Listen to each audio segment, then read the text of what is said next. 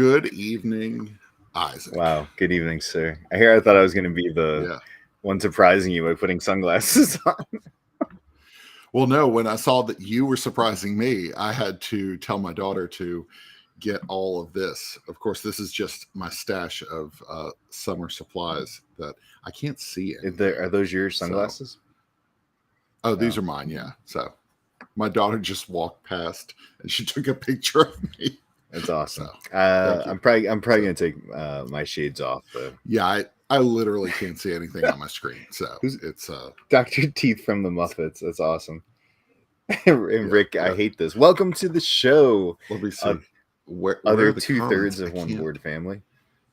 I can't see the comments for some reason. They should have. Anyway, this is our summer extravaganza show. As you can tell by the way that we have dressed for this episode, we are claiming the end of summer because we're freaking sick and tired of this heat. It's hot. Right? I mean, it's north hot, so I can't imagine what south hot is right now. It's stupid hot. I don't even understand. So you can't see their comments? No, I can't see their comments at all. Can I share them? I don't know that I can I? I have no idea. Them? So Restream is not doing what it should. So can I share them? Does it let, or is that just you? I don't know. I'm not seeing anything in the chat. How do you normally share it? I just hit the button. Oh yeah, I don't have that button. Yeah.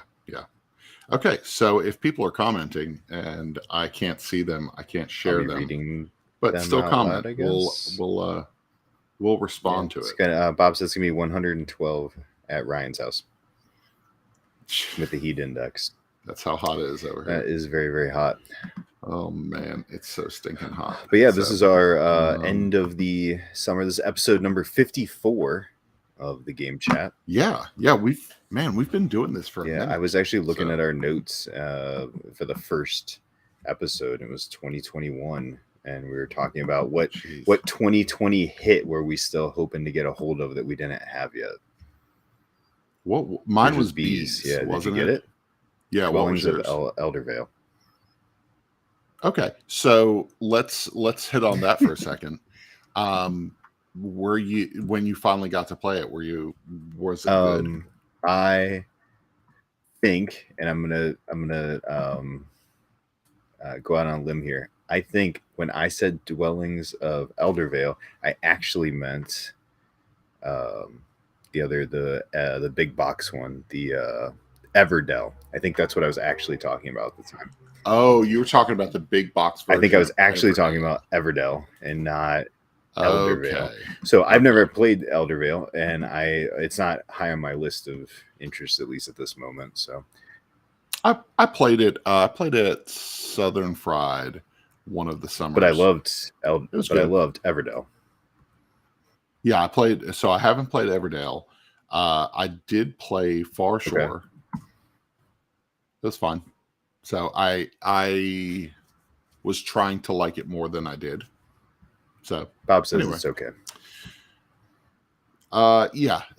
After everybody talked about Everdale so hardcore, and I've never played Everdale, and then I played Far Shore, I think I had such high expectations that I was like immediately let down. I was like, it's fine. That's fair. It's a game. Anyway, we're not here to talk about games we were disappointed in. We are here to talk about the end of summer. So opening question, what's one thing that you're going to miss as we get out of summer? Expecting that eventually that'll actually cool off at some point. For me, it's the pool. We have a pool. It's only open in the summer. So getting out in the pool, but also rollerblading. Like, I love rollerblading. It's one of my favorite things to do. Every time I see somebody rollerblading, I think about you. I went like 8 miles yesterday morning. Nice. I love getting out. Like I just enjoy it. Yeah. I always stop halfway. It's about the 4 mile mark, and I call Bob on Facebook Messenger because there's a water fountain on the trail, and he gets really grossed out. So I put the camera up and I hit call, and then I start drinking as soon as he answers. So that's just for Bob. That's funny. That's good. Bob says he's going to miss public water fountains is what he'll miss. Oh, yes. Since you can't see the comments. That's good. So I've got our comments up on my phone here, so at least I can read them if needed. I don't understand why our comments aren't showing up in Restream. It's happened for you like once before. Yeah, one other time, like not bad. 2 out 54. of 54 times. How about yourself? Yeah. So myself, I think the expectation to go on vacation. I think during summer it's just kind of expected. People are going on vacation. It's kind of baked into the culture of our workplace that, like, oh yeah, people are going on vacation, and you feel better about it because you're like, listen, I'm going on a 4-day vacation, and you don't feel bad about it because it's summer. And so the work doesn't stop, but it's kind of expected. I don't think it's that way the rest of the year. I think if you take a vacation in October, they're like, why? Yeah. Because I want to. Yeah. So yeah. So I think that, the expectation of vacation. Okay. So I'm going to miss that. Bob said swimming.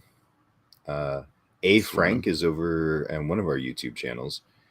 Okay. That's ours. Yeah. What I'll miss about summer, the slower pace of life. And yes, partially to avoid heat stroke. That's true. That's true. That's true. It does. Things do seem to ramp kind of up and like speed up, and geez, yeah. But summer's nice for that slower time. So for sure.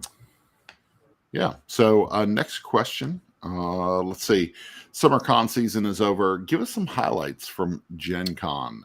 You actually went to Gen Con just 2 weeks ago, and so Bob went too. It was let's see. It was Bob's first. Oh, Bob said, yeah. Bob said you need to take a vacation around October, Salem, Massachusetts, Ryan. That's true. I've actually got a childhood friend. Shout out to Patty and Sean. They're actually taking a trip to Salem, and made me super jealous by sending me that they're going up that way. So yeah, so Gen Con last year was my first time, and last year was a low because it was still in COVID precautions, so they had much less people. This year, we still don't have a final number. The only thing I've seen reported was at ICV2 was over 80,000. Yeah, that's what I saw. I think it's probably going to end up settling somewhere in the mid to high 80s.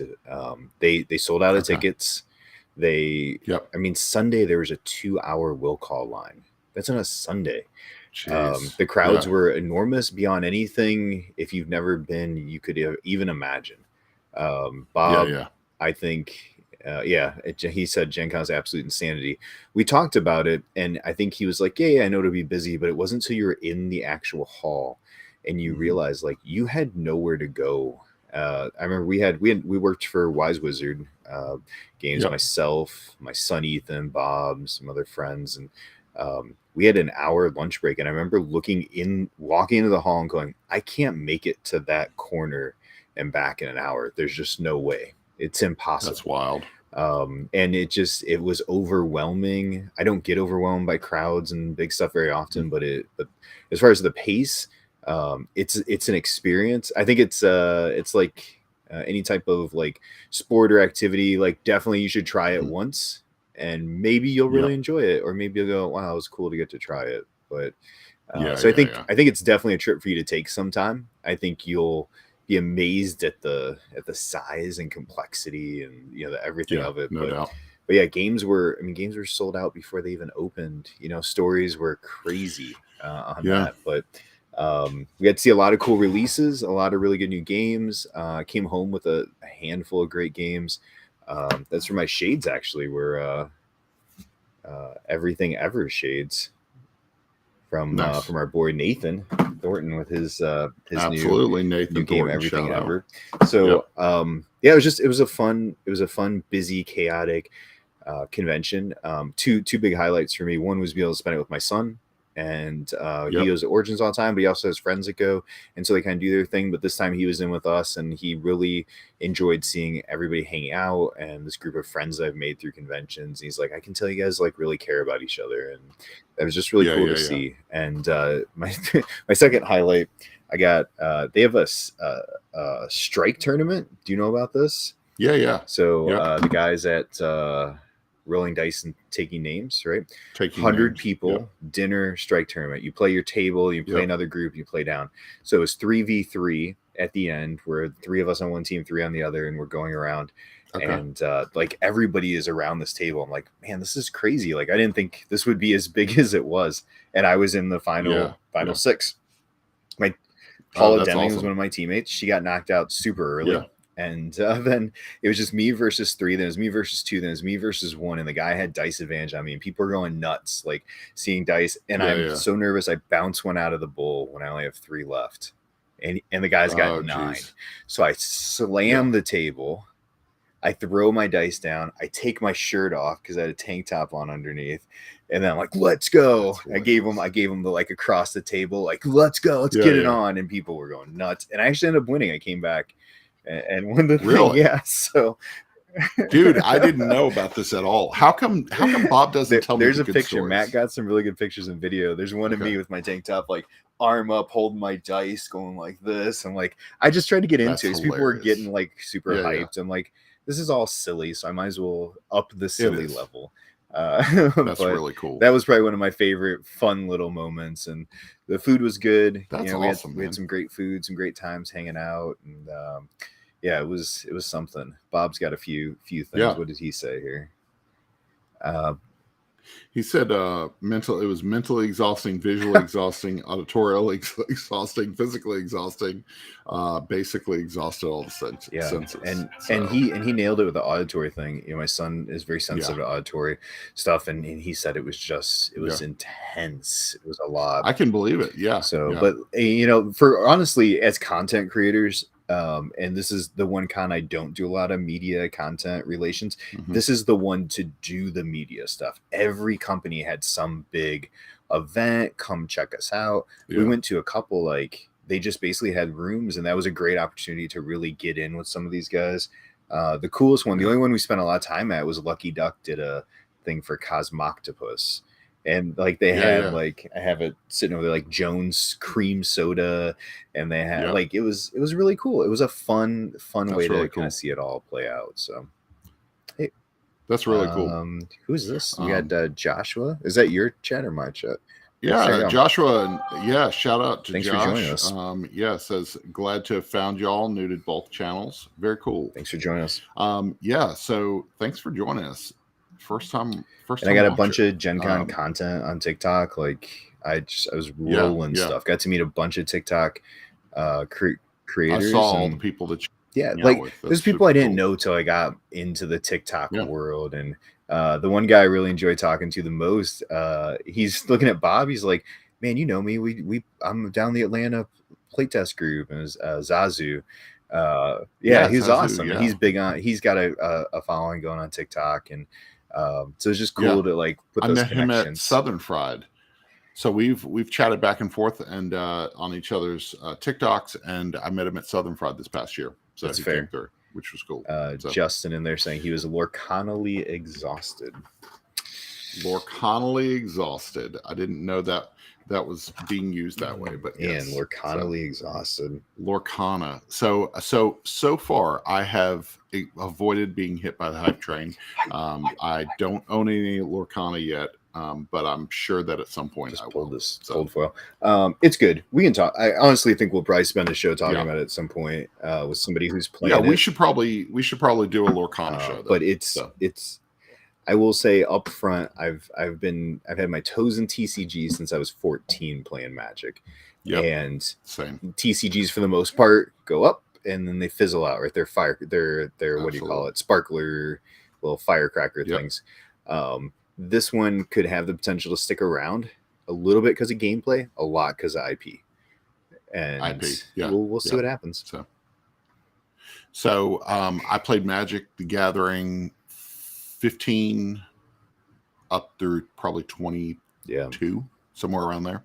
I got out of it kind of in college. I kind of like didn't have the money for it. I got into the Star Wars RPG. I mean, Star TCG. Wars TCG that was out at that time.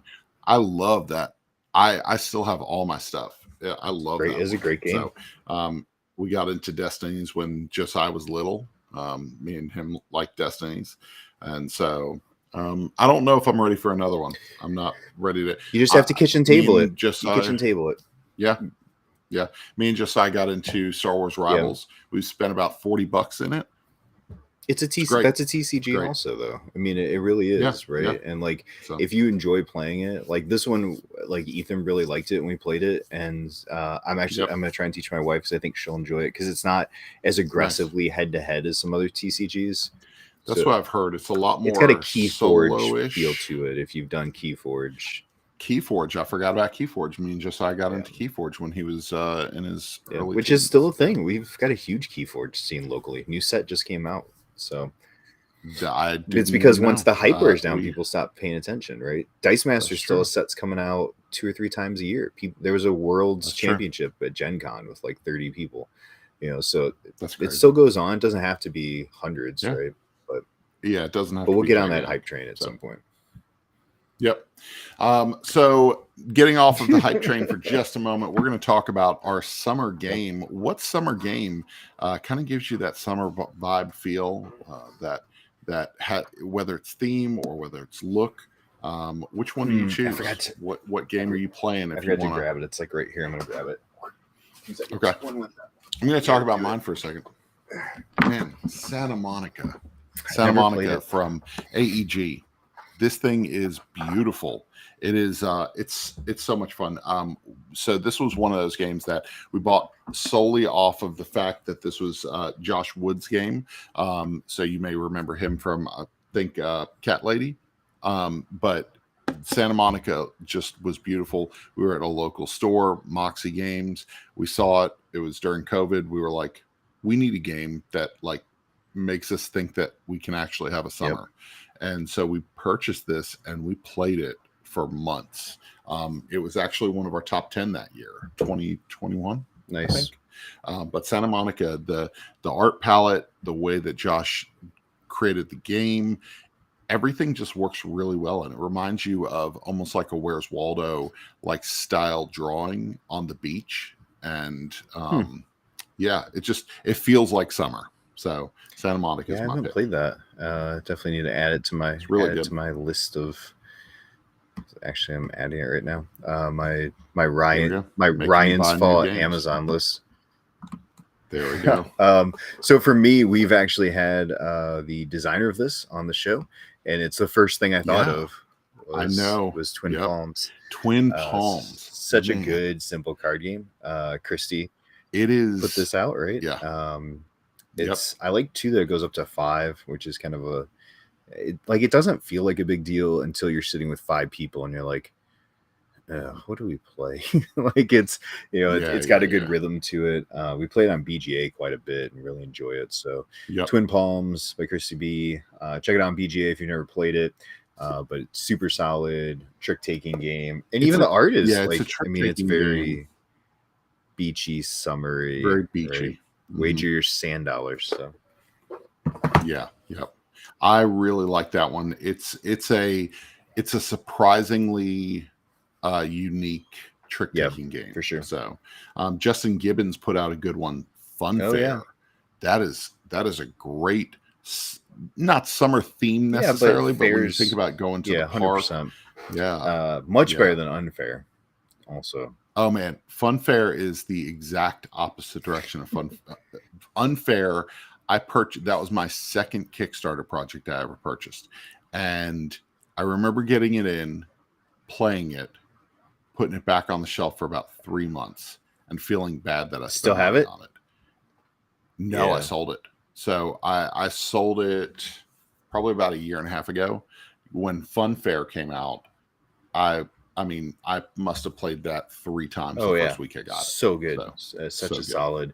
And again, if you're introducing a game to somebody, it's great entry level game, but it's one that's not going to be like, oh, sorry, this is gonna suck. Good luck. Yeah. Unfair was rough because I love the look of it, and the fact that what's sad about it is that Unfair got expansions, and to my knowledge, Fun Fair's not going to. And Justin just said it. I honestly wish they'd switch to making expansions for Fun Fair.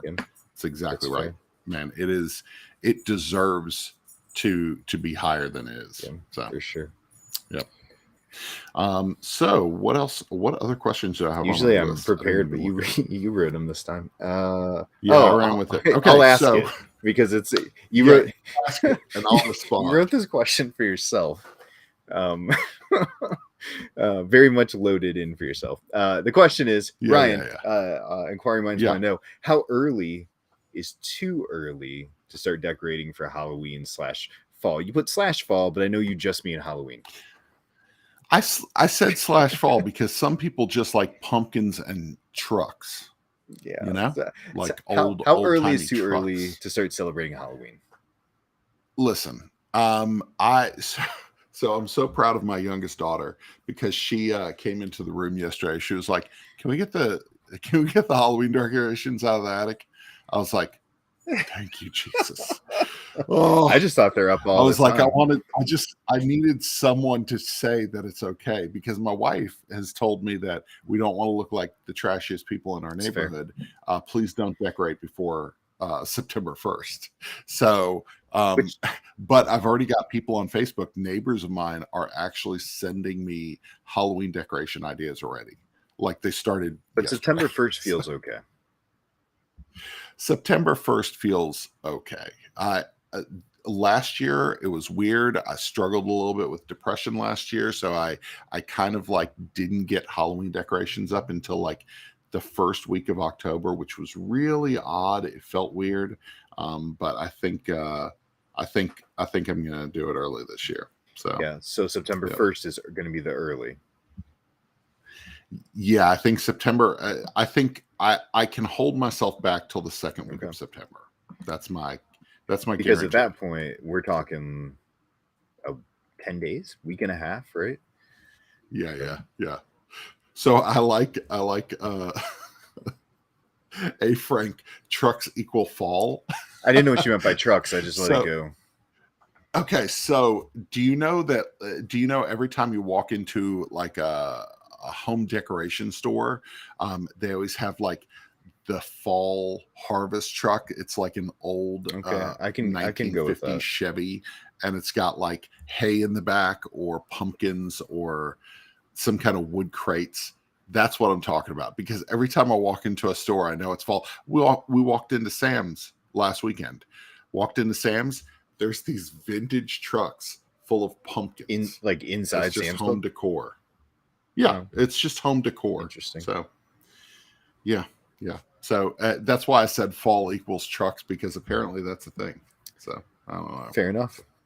And then we have Carcassonne for each of the 4 seasons, or summer Carcassonne South Seas. Okay. That's fair. For me, if I'm answering your question, what's okay? What's okay?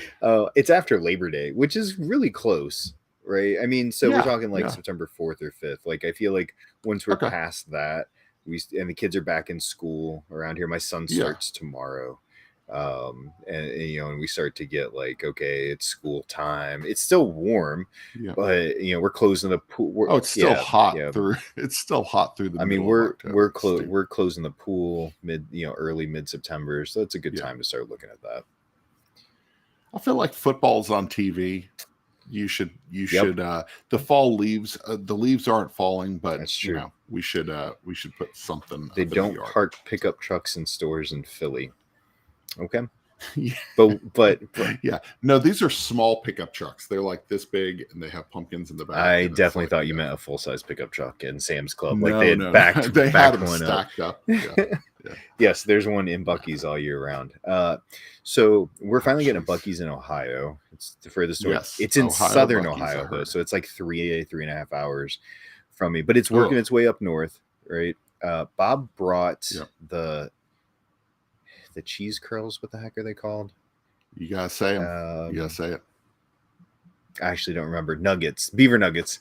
He brought the beaver nuggets, and he pops open the first bag the first night at Gen Con, and I think I was the only one that had tried them.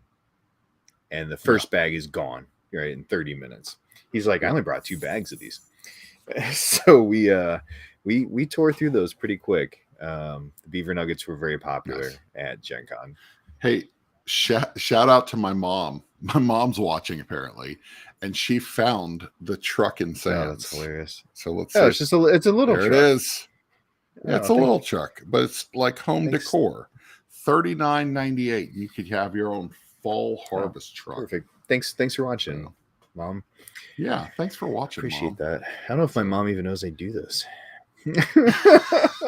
You've kept it secret from her. I just think since 2021. I think just say, "Oh, okay, that's fine."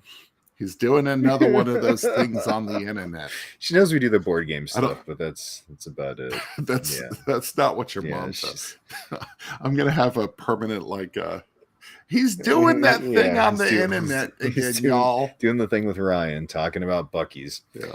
And they're just talking about A. Frank said the Buc-ee's truck never seemed weird to me until just now. So there is an actual truck in Buc-ee's? Oh, yes, for real? Yes, there's always kidding. A truck. There's a vintage truck. If somebody has a photo of the Buc-ee's truck, text it to me and I'll show it. I thought you were kidding. Because I thought we were joking about the Sam's part. It's an actual truck in. Okay. I love this. Bob said, "I'm sorry the quality of the content isn't higher," Ryan's mom. This is good. This is good. This is what happens when we've been we haven't done this for like a month, so we haven't done this we've been 3 weeks. So and the last time I wasn't here. Bob was on. So what game, as we transition away from trucks, back to games. What game are you most excited about for the last part of the year? We're in the last quarter. We're coming up on Essen releases. Right, so that's really the big thing, is the hot Essen stuff, and I guess like when you think about releases, I also think about Kickstarters. I got a few I think that are like I was thinking like my Marvel Zombie should be here, the Marvel Zombicide, right? Should be here sometime soon. Yeah. I've never played Zombicide. I know you love it, really. And so I'm really looking forward to trying this Marvel edition of it. So yeah. I think you'll like it. It's campy, it's silly, it's kind of like that. Just chuck dice and yell at each other. Yeah, I'm super excited for that. You want to play? 100% can't wait for that. So, what game, Ryan, are you most excited about? It's coming out. So this was one that we saw. I did homework and I brought a picture for show and tell. I love it. There we go. The art project. This is from the Op. And so, first of all, Vincent Dutray artwork. Beautiful. Of course, the style of the game, it looks really cool. And what's interesting, it's like an art heist, cooperative art heist thing. But there are, I want to say 5 boards, or like they're double-sided boards. Maybe there's 3 boards double-sided. But I mean, there's multiple maps, and each map has a different objective, I believe, or a different set of objectives. I really, really like the look of this game. I'm really excited about trying it out. I know some people don't like co-ops. You're just going to have to give it up. That looks like a really good co-op. Yeah, I'm super excited. At Gen Con, I got a little further walkthrough. They actually had it out, demoing it on the table. Nice. And so sat down with the team over there at the Op, and there are in the box, I'm like 99% sure, 3 different maps, giving you a total of 6 maps. Yep. One of the sides is the Hawaiian Islands, which just looked gorgeous the way he had designed it all. The bus is really cool, and you can see that in the picture that he posted. But yeah, it is cooperative, which can be a big but the Dutray thing just draws me immediately in. Really which is really interesting, right? Because we talk about artists we love and we talk about designers we love, but like it's hard, I think, to be like I'm in just because of the artist. And Dutray is one. That's why I tried the missions, the wind one from Hachette. Tribes of the Wind. I got drawn in by the Dutray artwork, right? And absolutely. And I think that game is stronger because of the artwork. So derailing just a second. Tribes of the Wind, our full review is gonna be in the next couple of weeks. But I think Tribes of the Wind is actually a stronger game because of the art direction than it would have been if it was, and not necessarily just because of Vincent, but because the art in the game is so strong overall. I think I like the game better because there's an issue at the end of the game that I've heard you talk about to somebody else. I've talked about it to somebody else. There's a general issue to the end of the game that I also haven't broke that for what it's worth. Like, and I've tried to max it, and I can't seem to, because there is a luck to the draw cards. For what it's worth, but yes, it has the potential for that. That being said, for the art project, artwork, style, beautiful. The designer. So when I was talking to the guys at the op, the designers also did After Us, which is the new one from Pandasaurus, which is also Dutray artwork. And it's supposed to be a fun little like. It's a deck hand builder, but you're laying cards out in the way that the cards like interact, like side to side, unlock things. So that looked really fun. And that designer also did Imaginarium, which was another good one from a few years back. So like I feel good with the art. I feel great with the designer, right? So I think both of those like just scream like this could be really, really good. Yeah. That's cool. So I really struggled with like what I was looking forward to, because a lot of things I was thinking of were like like Kickstarter, like I really would like stuff that's like Age of Invention I think should be coming out around there, and I'm super excited to actually get that final copy of that. But I think what I ended up putting in the notes was actually another co-op, surprisingly, that Bob and I got to play. And that's the Smurfs game, the Smurfs adventure game. And at Gen Con, they had a prototype out, and it was a little more finished, still prototype form, but it looked solid.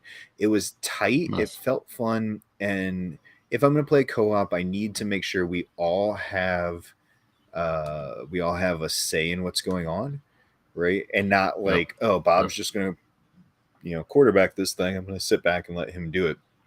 And that game felt like we all had something. We played with my son. We played with Grant Lyon. It was really good. So I highly recommend checking that one out when it comes. If you love if you're sitting here like Ryan and I in our late 40s, you know that you love. What are you talking about? Late 40s. One of us just got here. Sorry. Yes, I did just turn 40. Ryan in his mid 40s. Oh, come on. So if you're in this Generation X, or I'm a millennial. No, you're not. You're not a millennial. I am. I'm the. I know you are, but you're a senior millennial, junior Gen X. I'm a senior millennial. You're more Gen Xer than a millennial. That's funny. But yes, if you're in this age range where you watched the Smurfs on a television, Smurfs were big. A heavy television, not one that hung on the wall, then no. Yeah, so that makes you more Gen X-y. Then you'll enjoy the. I had dials. I had dials on my TV and the A and B flipper for the A side B side. Oh yeah, so. The switch. Bob is loading us up with stuff fulfilling in the next few months. Good night. Bob said first to flight, Septima, Manhattan Project War Machine. I don't know that one. Flip Town. Coal Baron. Oh yeah, I saw that was coming. Septima, is that the witch game? I'm not sure. Let me look real quick. Okay. So, just a heads up. I've started, as you probably know, one. I've already started our. That's the Mind Clash witch game. Yep. Okay, I've already started our Halloween content. September 1st. It's coming out. So, well, it's not going September 1st, but I've already started the process. I've got a whole spreadsheet. I mean, you need to. It's fair. Yeah. So, the name is Ryan Senior Millennial A. Frank. Thank you so much. I love it. And she loves co-ops. Oh, so win-win. Go co-ops. All right. So let's get to our Take 5. The Game Chat presents Take 5. This week we've got 2023 releases that you can't stop playing. This may not be like our top 10. Some of these may fall in our top 10, but these are 5 games that were released this year that we're really, really enjoying. Yeah. So, would you like to start us off, sir? Yeah, I'll start us off. Let's see. What do I have on my list for number 1? Let's just go with the most recently played one. Thunder Road Vendetta. Good God, that is big. It is such a big game. So, Thunder Road Vendetta. This is such a good game that I had to buy it twice. It is so good. So that's the Maximum Chrome Edition. It is fantastic. We played it the other night. Bob was over at the house, and my son's best friend came over. He had not played the game before. He walked in the door, and Josiah said, "Hey, do you want to play Thunder Road Vendetta?" It was like 9:30 already on a Saturday night, and he was like, "Yeah, let's do it." And so we taught him how to play. Had a blast. It was so much fun. I've really, the more I played it, the more I've enjoyed it. And lead into the silliness of it all, right? And it's fun. So I'm very happy with my standard copy, which is still amazing. Right? No, standard copy is it fantastic. Looks great. Well, you have the Kickstarter, the Kickstarter version. You have the Kickstarter edition, which is like when we played the other night, we played standard. We didn't play with any of the extra stuff. Extras. So my first one is going to be one that surprised me. We've talked about it on the show. It is 100% on my top 10 list this year. It is no question, and that's Blob Party. From WizKids Games. This sold out in I think an hour at Gen Con. They only brought like 100 copies. I don't think they expected the hotness that this really has become. Blob Party is a great cooperative party game, and Bob and I have had some discussions about cooperative party games recently. There's not a lot of true cooperative party games where we're all trying to do the thing. There are some, right? But this, Frank, this cute game Blob Party is a chance to experience cooperative gameplay where you're trying to mind meld your answers together. Great for getting to know people around the table, great for communication. I got to meet Pam Wells. I've been talking about this game so much on social media that she came looking for me at the Wise Wizard booth, and got to thank her for just making an awesome game. So yeah, it is really fun. It is a really fun game. So Adele, if you get a chance to pick that one up, it is. I think it releases. I think it releases next month officially. Okay, cool. So next up, a game that supports a high player count, Splitto. Splitto is a fantastic card game. It is a card game that I can't get enough of. Whenever we're sitting around and we're like, "What do you guys want to play?" Like I almost immediately grab Splitto just because I haven't met a person who didn't like the game yet. I've met people who are like, "Huh, I want to try that again," and they're not sure how they feel about it because of the scoring mechanism. But I've never had a person say, "I don't like that." Splitto is such a fun game, and it's easy to teach. 20 minutes. Sure enough, you're going to sit there and play it once, play it twice, play it 3 times, and soon you've got a whole game night around Splitto. Yeah, I love it. I can't get enough of it. There's a reason that we all championed that game, and that that Chad brought it over, right? And just a heads up. This, if you don't have Splitto, or if you haven't made plans for Splitto, holiday season's coming, guys. You need this at your Halloween party. You need this at your Thanksgiving dinner. You need this at Christmas. So I know some members of our family will be getting Splitto in this stock. Purchase it directly from 25th Century Games. 25th Century unofficial sponsor of the Game Chat. Absolutely. He doesn't do anything for us. We just love his games. Really Becky good. Evans. Hey, Becky is watching. Love Blob Party. Yeah, we first played Blob Party at Becky and Jason's anniversary party. I'd be very transparent. I brought it and I gotta get this played, and it plays a bigger group, and I'm not sure if it's gonna be any good, but let's try it. And then we tried it. We're like, what is going on? Why is this so good? And Matt Warmbier is here. I'm going to assume you were talking about Blob Party. I also heard you had a hard time with it now. Yeah, Matt is really, really bad at Blob Party. Yeah. That's good bad. stuff. It seems like he's trying to do awful, but he isn't. He just he's intentionally trying to destroy. But he doesn't. It's just how he plays. My next one is. It's crazy to me that this is a 2023 release, because I feel like I've been playing it longer. and that's Okay. Roll to the Top. Roll to the Top. Yeah. The best roll and write to me right It's now. really good. I play this with every person I get a chance. I got all the expansion packs in here. I busted my box cover, which kind of sucks. I don't know if you can see it. It's got like this huge. Yeah, I see it. But I can't get enough of this game. I'll play this game over and over and over and just love every bit of this. If you love roll and write games and you want something that's different and not complicated but engaging, all the maps, we've played every map now. They're all amazing. It's really good. Like Roll to the Top is one that I don't own yet, but I could easily see having that in my 100%. Collection. So it's I definitely need to make it a point to get that. So I game muled that one back from Origins for Rick. So let's stay with the all play family. And my next one's Fiction. Ascadelia showed us how to play this at the all play booth. I was skeptical. I really like the look of it. And I think the thing that I like the most about Fiction is that instead of a deck of cards where you're picking a 5-letter word, because it's a Wordle inspired game. The problem with the Wordle game that came out earlier this year that I played it a couple times. The Wordle game, the problem with it is that a person is coming up with that word, just a random 5-letter word.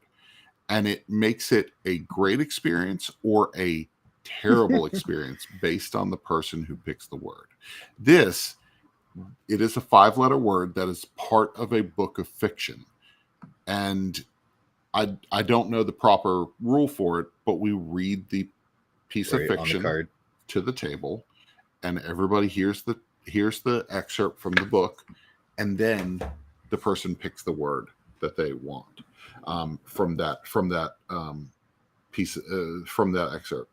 It is a great way to get your starting word. It is, I think, one of the most creative ways to start a round of the game. And the game so far, I thought I would hate the lying aspect, because there's a lying aspect where the person who is the word chooser is the librarian, and they have to lie about one of the letters every single turn. It's actually a lot easier to find that lie than you think. And so I was surprised. First of all, first time I played it, Aaron and I got it in 5 or 6. We got it in 6. And every single time we've played the game, somebody's got it. The latest is 8 guesses. That's the longest we've gone. But they find it every time. I was trying to find a picture. She had Ascadelia does her dresses or her skirts, and she did one for this, and it turned out really, really nice. It's so cool. What? No. Bob just said librarian. Yes, it's called the Librarian. So it's clever. So you put some emojis next to that entry. So I don't like this game. No, you don't. That's fine. Aaron doesn't like the game. Actually, Aaron does not like to the point that I knew. I knew it would be a game my wife does not like, and then she tried it, and she's like, "This is not my kind of game." I was like, "I knew it was, that's why I didn't buy it." I love the concept. I love the art. I love the art. Like, the game looks beautiful. I think the art direction. And I know it's got an audience. It's just I just don't enjoy it. Probably won't be on my top 10 list. I like it a lot. It's not my top 10. You love this type of style game too, right? The word. So I like detective deduction games, and I think what this does is it puts a word game and detective game, and it smashes them together in a 30-minute time play, which I'm all about. I love that it has an audience, and I know it's not a bad game. It's just not a game for me, right? Like, I think we can determine, like, this game is good for everybody. This game is good for certain people. This game is not good for me. Right. And that's Fiction was great for me. I have 3 friends that said I will play this anytime with you, but then I have 2 friends that told me I will never play that game again. Bob said the same. He wasn't impressed, but he loves Mountain Goats. Mountain Goats is super good also. Speaking of animal games, another game that I was not super excited about when you guys taught me at Tantrum Con and then I got it, and that's Chicken. It was almost on my list. Chicken is such a this good is likely game. to be on my top 10 list this year. It's so silly and funny and light, and I love that this plays like 8 players, and it plays 8 players easy. You know, my favorite absurdity of this is I was waiting in a line near Key Master's booth, and they had the giant chicken signs, right? And I see people looking at, they had the can and they had everything you could get in the Kickstarter, all including the extra accessories and the stuff, little, what do they even call it? The farm pack or something. Which it's like a little silo with it's like fences. It's literally just, it's like the Yes. expansion for Cold Express, where it's just decoration. And Yep, and they're looking at like, they're like, is this, what does this have to do with the game? And I lean in and I go, just absolutely nothing. And they go, what? I was like, it's just decoration. They're like, oh my gosh, do I need it? I was like, I mean, yeah, you probably should get it. I'm just bummed it doesn't fit in here. I wish it did. But man, chicken is such an easy dice chucking, fun, silly, light. Good. Take it to a party, take it, you know, just about anywhere. It plays 2 to 8 seamlessly, right? We had chicken. We had the chicken prototype when we went on a retreat with some really close people in our community. We took chicken with us on the retreat, and we played chicken nonstop, probably 6-7 times. People would come and go from the table. People would be like, "Oh, new game starting? I'll jump in." There you go, Bob. Yep. Poop emoji. It's chocolate ice cream. It says in the. Oh, it's chocolate ice cream. Yep. That's right. Because chocolate ice cream is what they serve on the farm. Yep. Right. Perfect. That was number. Shannon DeWitt said, "Love mountain goats." Shout out to Shannon. We actually taught a group of friends how to play mountain goats at Southern Fried and had a blast. Everybody at the table was like, "I've got to get super good game."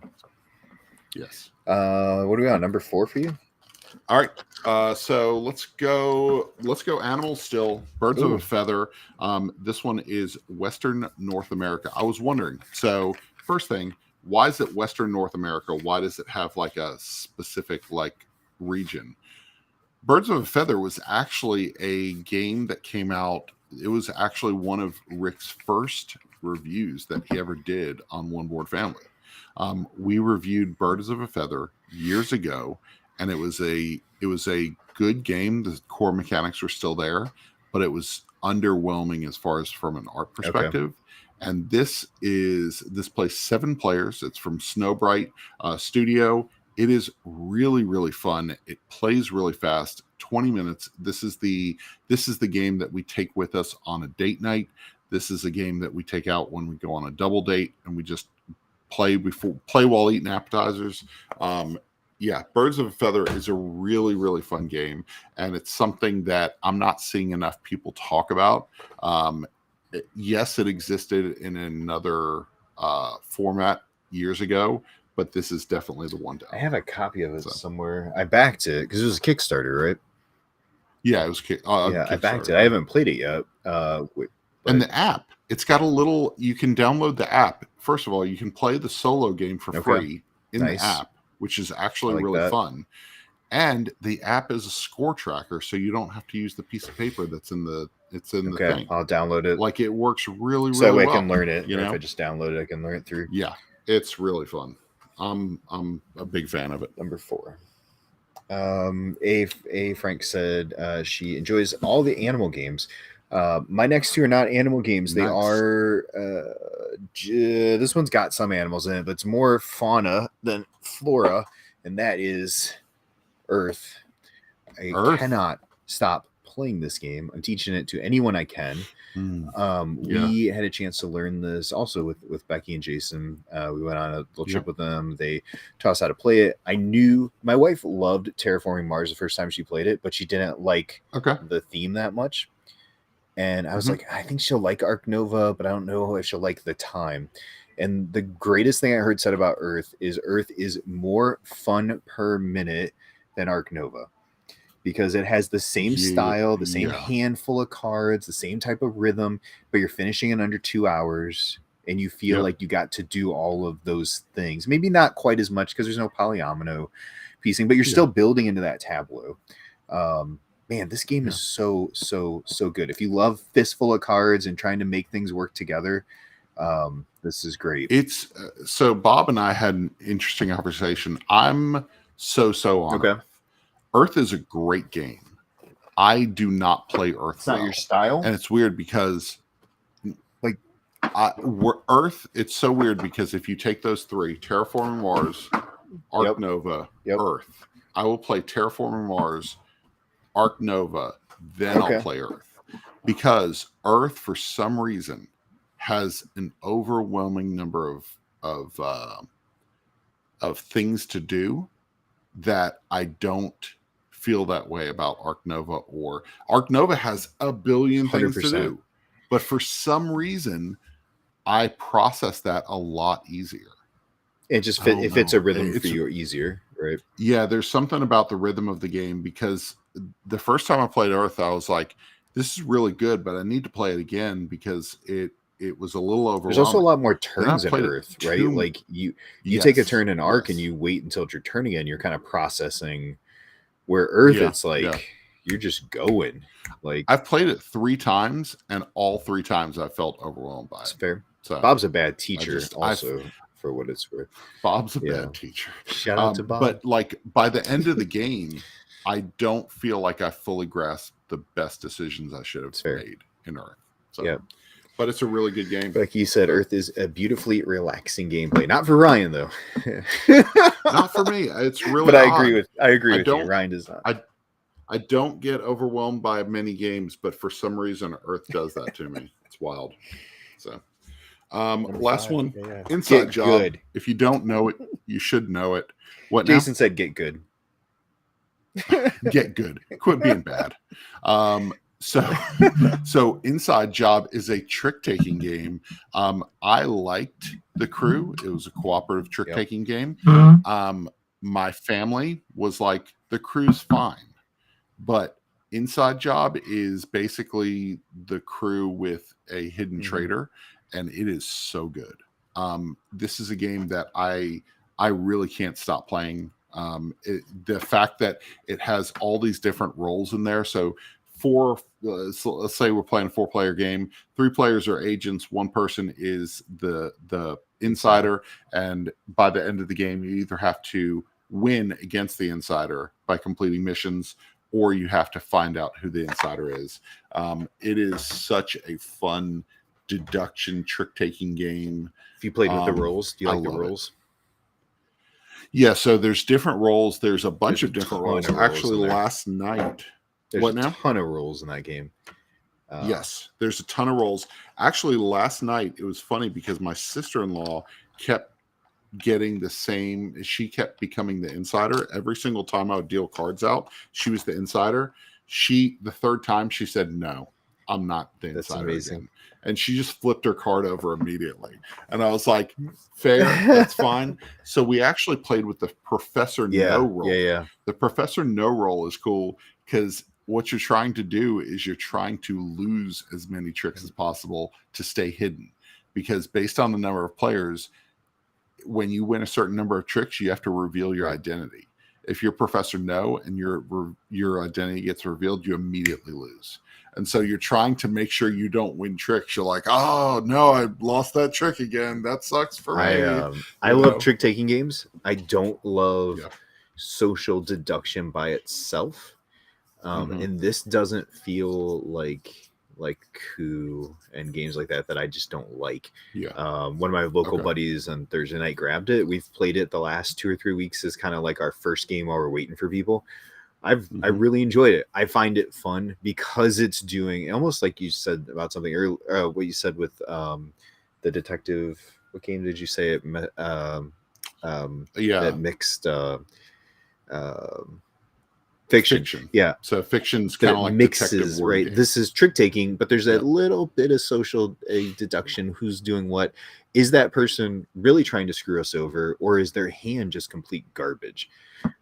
Or they bad at the game, which is fun also to try and determine. So I really enjoyed it. I enjoyed it more than I expected to. So super solid game. Yeah. That's solid game. My number job. 5 will definitely be on my top 10 list this year. Got a chance to actually teach it to Jason this weekend, and that is Wild Tiled West. I am a sucker for a polyomino game. This is a polyomino game plus. There is extra stuff going on, trying to unlock things, trying to kill bandits.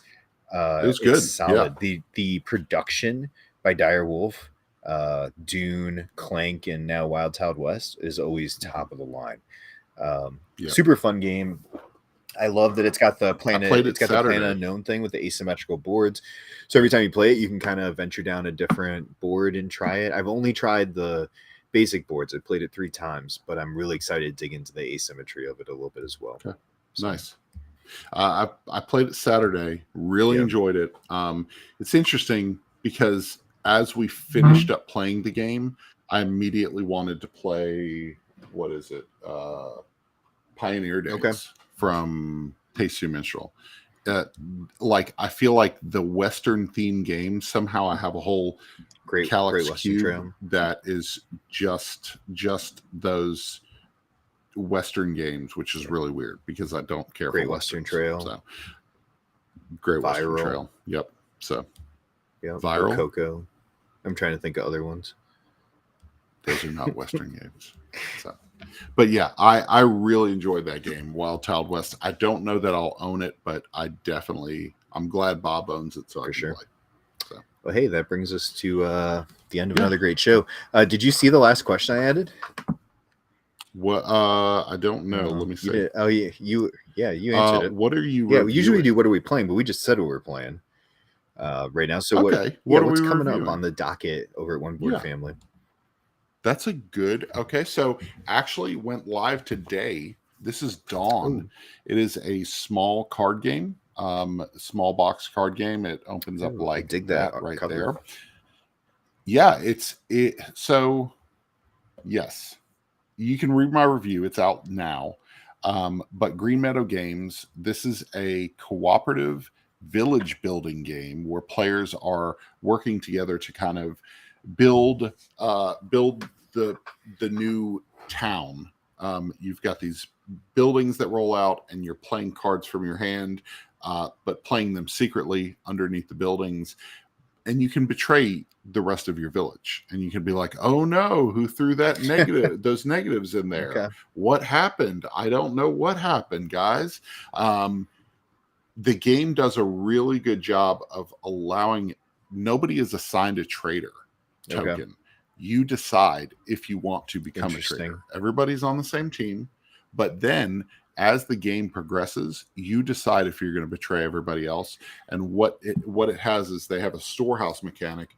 At the start of your turn, at the start of a new round, you actually have to put down a card into your storehouse. You're required to. So you can either put down cards that give you treasure, take away treasure, or are net neutral. If you give yourself treasure and you keep piling on, you become a traitor because you're storing your own treasure away, not letting the other villagers know. That's interesting. So it's a really good game. Actually, Aaron loves it. It's out or it's Kickstarter. Really loves it. It's out. It's out. So this was published through Kickstarter.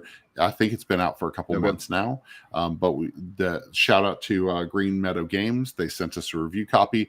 I really like the game. Aaron loves it. I trust Aaron more news.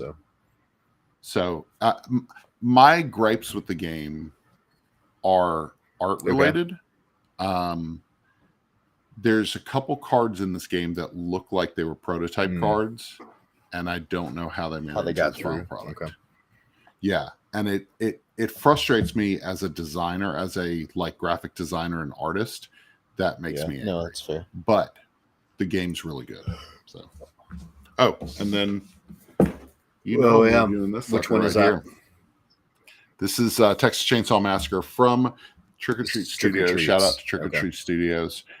They gave us a copy for review. We've played it twice now. Really good. My wife hates horror movies. Can't watch them. Too sensitive to that stuff. She really enjoyed playing this last night. Nice. So.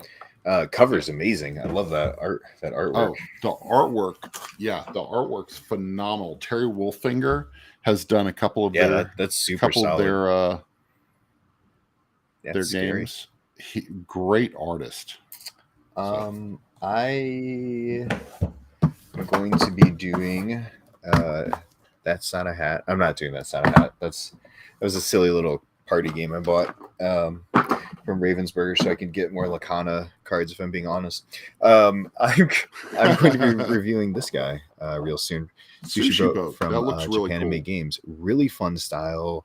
If you've been to a sushi restaurant where the plates kind of rotate around and you pick and you stack colored plates and you leave and pay for what you have, it's got that mechanic. My son and I played this a couple times, really enjoy it. I am excited. Japanime is trying to say, hey, check us out for games maybe you don't know us for. And this one is one they can build a market off of that exists as more of a family style, family weight game. So correct. I'm really excited for that. And the other one is it's over there. It's giant. It takes up too much room for me to put on my table. But here's one of the cute little robots from Robot Quest Arena. Nice. So we'll be doing some Robot Quest Arena content coming up as well. Is that a programming game? It's a deck builder, and you're playing the cards to take the action. So not as much like the League of Legends. What was the giant box of League of Legends game? Mechs vs. Minions, which was a true program out and watch it all spin. Right. This one's great, easy family weight. The robots are adorable. Really excited to get that one to the table, and probably a quick review one that I'll do. Have you played Scram from Bezier? I haven't, but it's basically a reskin of golf, right? And it's stupid simple. It's 2v2 or 3v3, which I love. And I watched them demo it at Gen Con. I was like, how much is that? $10? I'll take that all day. Yeah. Right. So that'll really be on my need to do some content on table as well. So lots of stuff coming. There's another game out there, and maybe you can look into this when you're doing that review. There's another game out there called Prey Care, Prey. It's about animals that are in a daycare system. It's almost like a zoo daycare, but these cute animals. So it's like panda bears and snakes and stuff like that. And it's the game of golf reskinned, and you're having to keep the predators away from the prey. And it's really, really well themed and really fun. It was one of those Kickstarters that was a small Kickstarter. Back in like 2018, very close. 2017. I just looked it up. 2017. Okay, yeah, we were an early. We were a young channel at the time, and we did the preview for that, and it was a lot of fun. I found my copy of Prey Care in the bottom of a box the other day. I was like, oh man, I missed this game. Fair enough. So, lots of fun stuff. I got just a giant pile over here from Gen Con, so I've even gone through a lot of review stuff, a few personal purchases. This glaring one behind me was a personal purchase that I got suckered in because it's the Artisans, ginormous Artisans edition of this thing. Very pretty. I was like, I didn't really know much about it. I didn't realize it was a coloring game so I was like, oh, I'm in for that. So lots of fun stuff. I love Sagrada for sure. So cool. So be sure to check us out at One Board Family all over the place. Again, you can check out my full review for Dawn. It launched this morning, so you can check out Dawn, a full review of that game. You're going to see content for the Texas Chainsaw Massacre game. I got confirmation today that Funko will be sending us their version of the Texas Chainsaw game, which is a 1 versus many game, which is very exciting. So we're going to be doing some comparisons as we get closer to Halloween, and it is my favorite time of year, so I've already started working on a couple lists along with a brand new Halloween game pick and a flick, which is going to pair up a movie and a board game for the Halloween season. So watch for that in about 3 weeks. Fun. I should do that for Christmas. That would be fun. There's a lot of good Christmas games. out there. Game and Sidekicks. You can find us on the X, aka Twitter, Instagram, Facebook, and our main site, gameandsidekicks.com. And mostly, most of our content streams off of TikTok now and kind of kicks out from there. Sure. So we've had some really fun videos on there. And join us when we rebrand from Game and Sidekicks to Gaming with Lorcana, which I'm sure is inevitable as well. So just a couple weeks away. Mickey ears all of the time. All the time. You're going to have them surgically implanted so that you can get a discount on those sweet Lorcana. And my son and I are going to PAX West next week, so I'm very excited to check out the OG PAX out in Seattle. So yeah. It should be a good time. That's awesome. Very cool. And you and Bob will be at PAX. Yes, we'll be at PAX Unplugged later this year. What will probably feel like a few weeks, be a beginning of December. So it's coming up soon. That's right. Cool. All right, that'll do it. We have claimed it is the end of summer, starting right now. Happy end of summer. Happy end of summer, Ryan. Let's put these end of summer. Put these ridiculous, I say. Ridiculous. All right. Have a good one, Isaac. Have a good night, guys. Take care. See ya.